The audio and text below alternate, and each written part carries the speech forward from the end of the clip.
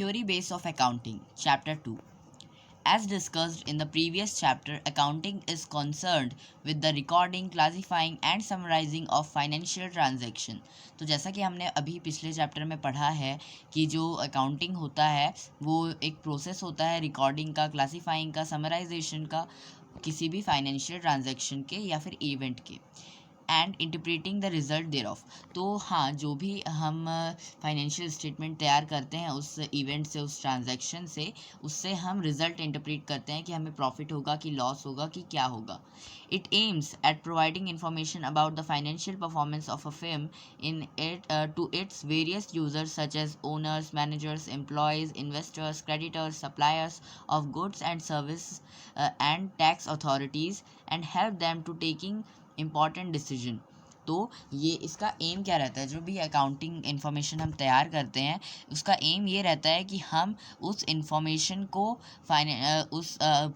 उस financial performance को लोगों तक पहुंचाएं, यूज़र्स तक पहुंचाएं, जैसे कि ओनर्स हो गए, मैनेजर्स हो गए, एम्प्लॉयज़ हो गए, इन्वेस्टर्स हो गए, क्रेडिटर्स हो गए, सप्लायर्स हो गए गुड्स के, और सर्विस टैक्स अथॉरिटीज़ हो गई, है ना। इन सभी को वो इन्फॉर्मेशन प्रोवाइड की जाए ताकि वो कोई भी डिसीजन ले सकें। फॉर एग्जांपल अगर टैक्स अथॉरिटीज़ हैं तो वो कितना टैक्स वसूल करेंगी उस कंपनी से, वो ये डिसाइड कर लेंगी इस फाइनेंशियल इंफॉर्मेशन के बेसिस पर। फिर the investors for example may be interested in knowing the extent of profit or loss earned by the firm during a given period and compare it with the performance of other similar enterprises। तो यहाँ पे एक और example दिया गया है कि जो इन्वेस्टर्स होते हैं वो, अगर हम इन्वेस्टर्स का एग्जांपल लें तो उनको क्यों चाहिए होगा अकाउंटिंग इन्फॉर्मेशन, ताकि उन्हें ये पता चल सके कि जो फिर्म है वो प्रॉफिट अर्न किया है कि लॉस इनकर्ड किया है उस गिवन पीरियड में, उस अकाउंटिंग पीरियड में, और वो उन सभी इन्फॉर्मेशन को कंपेयर कर सकें दूसरे एंटरप्राइज से जो कि उसी प्रकार के हो। मतलब अगर एक कैडबेरी है और एक अमूल है, अमूल चॉकलेट और कैडबेरी चॉकलेट में अगर हम कंपेयर करेंगे तो दोनों में से किसकी परफॉर्मेंस अच्छी है ये उस इन्वेस्टर को पता चल जाएगा।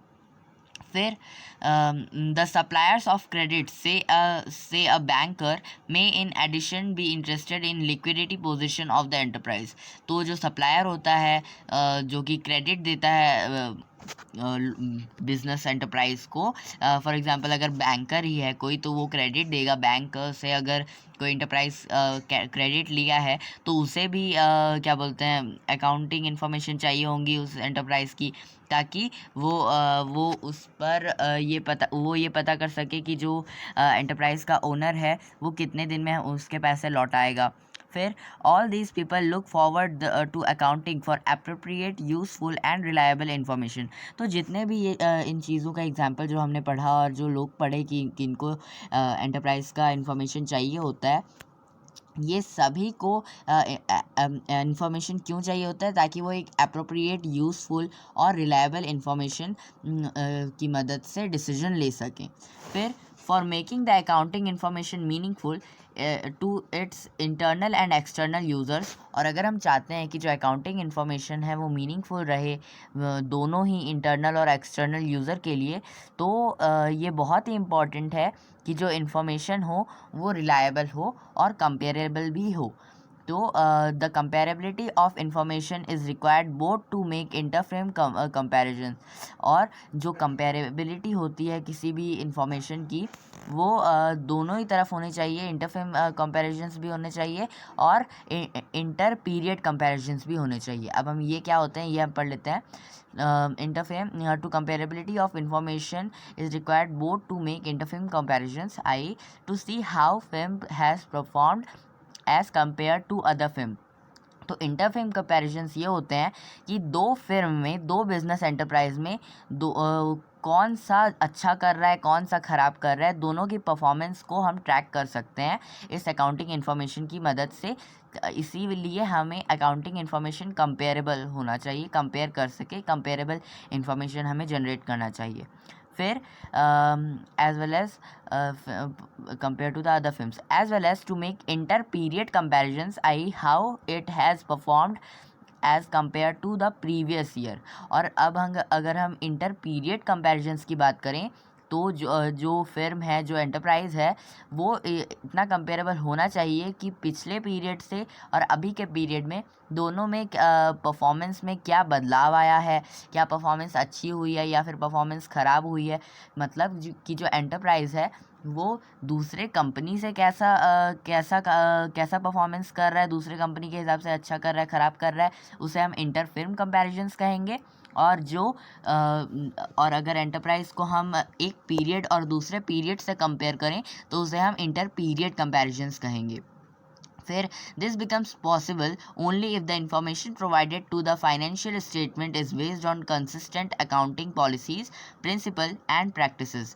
और ये कंपेरेबिलिटी पॉसिबल तभी होगी जब जो हमारा फाइनेंशियल स्टेटमेंट है वो कंसिस्टेंट रहे और उसकी जो भी पॉलिसीज़, प्रिंसिपल और प्रैक्टिस हैं वो सभी चीज़ें कंसिस्टेंट रहे, मतलब लगातार हो। ऐसा ना हो कि अभी एक महीने के लिए एक एंटरप्राइज ने इस अकाउंटिंग मेथड को यूज़ किया, फिर अगले महीने दूसरा मेथड यूज़ कर रहा है, तो वो चीज़ें कंसिस्टेंट नहीं होंगी, वो सेम प्रिंसिपल पे काम नहीं कर रही है। इसीलिए अगर हम चाहते हैं कि हमारा अकाउंटिंग इन्फॉर्मेशन कंपेरेबल हो तो हमें कंसिस्टेंट रहना पड़ेगा।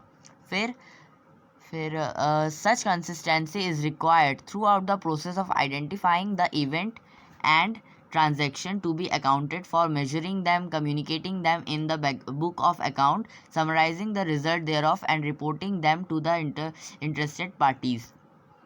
तो इसी कंसिस्टेंसी की वजह से जो भी प्रोसेस होता है आइडेंटिफिकेशन का, समराइजिंग का, ट्रांजैक्शन के, है ना, मेजरिंग का, कम्युनिकेशन का, समराइजिंग का और बुक्स ऑफ अकाउंट में रिकॉर्डिंग का, तो ये सारी चीज़ें तभी पॉसिबल हो पाएंगी जबकि हमारा जो अकाउंटिंग इन्फॉर्मेशन, जो इवेंट है, वो कंसिस्टेंट रहे, कंसिस्टेंट वे में चलता रहे। मतलब कि एक पीरियड में ऐसा ना हो कि अभी मान लीजिए 1 साल का पीरियड है, उसमें आप एक महीना एक मेथड यूज़ कर रहे हो, अगले महीने दूसरा मेथड यूज़ कर रहे हो, तो वो कंसिस्टेंट नहीं कहलाएगा। हमें एक ही मेथड को साल भर यूज़ करना पड़ेगा, तभी वो कंसिस्टेंट कहलाएगा। फिर और समराइजिंग रिज़ल्ट को समराइज़ भी करना तब आसान रहेगा और अच्छा रहेगा। और अगर हमारा जो अकाउंटिंग इन्फॉर्मेशन है वो कंसिस्टेंट रहेगा तभी हम उसे इंटरेस्टेड पार्टीज़ तक अच्छी तरीके से पहुंचा पाएंगे और अच्छे से लोग उसे समझ पाएंगे। This calls for developing a proper theory base of accounting. और इसी की वजह से हम इस चैप्टर को पढ़ रहे हैं कि हम थ्योरी बेस जो होता है अकाउंटिंग का, जो भी हम स्टेटमेंट तैयार करते हैं वो सारे थ्योरेटिकल बेस में होते हैं, कोई सभी लॉजिकल बेस में तो होता नहीं है। मतलब कि लॉजिकल बेसिस में खाली कैलकुलेशंस होते हैं ना, तो यहाँ पे सभी चीज़ें थ्योरी बेस पर होंगी। तो ये हम इसीलिए पढ़ रहे हैं ताकि हम अपनी थ्योरी बेस जो होती है अकाउंटिंग की, उसे प्रॉपर कर पाएँ, उसे डेवलप कर पाएँ और जो भी अकाउंटिंग इन्फॉर्मेशन हम तैयार करें वो प्रॉपर वे में हो, कंसिस्टेंट वे में और कंपेरेबल हो। फिर the importance of accounting theory need not be overemphasized as no discipline can develop without a sound theoretical base।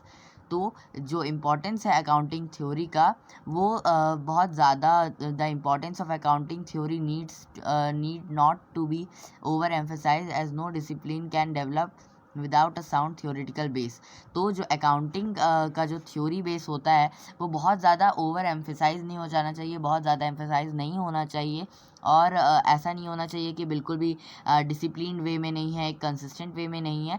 नहीं तो जो थ्योरेटिकल बेस से जो हम तैयार करेंगे अकाउंटिंग का थ्योरी वो बहुत ही ख़राब हो जाएगा। The theory base of accounting consist of principle concept, rules and guidelines developed over a period of time to bring uniformity and consistency to the process of accounting and enhance the utility to different user of accounting information. तो जो भी accounting का principal होता है, concept होता है, rules and guidelines होती हैं, ये सभी चीज़ें काफ़ी सालों से, काफ़ी पीरियड ऑफ टाइम से, काफ़ी टाइम से यूनिफॉर्म वे अगर फॉलो की जाए तो वो यूनिफॉर्म वे में होती है, कंसिस्टेंट वे में होती है, जिसकी वजह से जो अकाउंटिंग इन्फॉर्मेशन की जो यूटिलिटी होती है, रिलायबलनेस होती है, कंपेरेबिलिटी होती है, वो सारी चीज़ें इन्हेंस होती हैं और सभी यूज़र्स तक उस अकाउंटिंग इन्फॉर्मेशन को पहुंचाया जा सकता है। Apart from this the institute of chartered accountants of India ICAI, which is the regulatory body for standardization of accounting policies in the country, has issued accounting standards which are accepted to be uniformly adhered to in order to bring consistency in the accounting practices. और इसी consistency को लाने के लिए जो इन सभी के अलावा जो institute of chartered accountants of India है, ICAI जिसे हम कहते हैं, वो जो वो एक रेगुलेटरी बॉडी है जो कि एक स्टैंडर्ड में लाता है अकाउंटिंग पॉलिसीज़ को कंट्री में, और कुछ अकाउंटिंग स्टैंडर्ड्स लाता है यूनिफॉर्म वे में अकाउंटिंग स्टेटमेंट्स को तैयार करने के लिए और कंसिस्टेंसी लाने के लिए, जिसे कि सभी एंटरप्राइज को फॉलो करना रहता है। वो ये जो ICAI है ना, वो एक रेगुलेटरी बॉडी है जो कि स्टैंडर्ड वे में अकाउंटिंग पॉलिसीज़ तैयार करता है और सभी एंटरप्राइज तक पहुंचाता है, और जिसकी वजह से कंसिस्टेंसी बनी रहती है और यूनिफॉर्म वे में सभी चीज़ें होती हैं। और इसके बारे में आप और पढ़ेंगे आगे के सेक्शंस में और आगे के वीडियोज़ में। Thanks for watching.